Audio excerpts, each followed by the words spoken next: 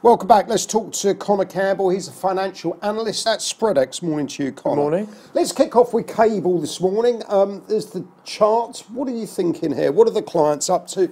Is the bull trend set to continue? Well, our clients have sort of turned on Cable in the last few days. I guess since last Friday's non-farm jobs report, and then before that, you know, the rather dovish or more dovish than expected Bank of England Super Thursday. Since then, we've seen more people begin to close out around that 1,305 mark, and then begin to sell around that level as well. I think it was interesting last Friday. The dollar saw such a big move on what was a fairly bog standard set of non-farm figures. Really, they weren't anything special, but the dollar had been so desperate for a bit of good news that I think investors went a bit wild on what wasn't there that much. And that could be the case again this week. You know, this week's pretty boring in terms of data. There isn't really anything until the end of the week. And I guess the main focus will be Friday's US inflation figure. You know, inflation has been repeatedly highlighted by the Fed as a key concern of theirs, especially if they're going to look to raise rates anytime soon. That needs to pick up.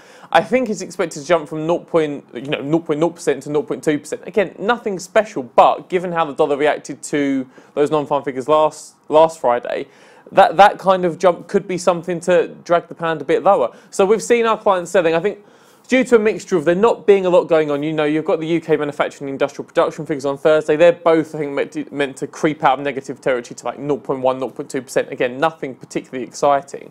I think the lack of news and the fact that that inflation figure on Friday could give a boost to, again, the dollar has had a pretty awful summer, and any bit of good news is going to be, I guess, overreacted to. So I think that's what our clients are basing it on. Just even if it just ticks back down to 1.30, you know, it's still decent rise on the year, but just away from those 11-month highs that we were seeing last week. Understood. Thank you very much indeed.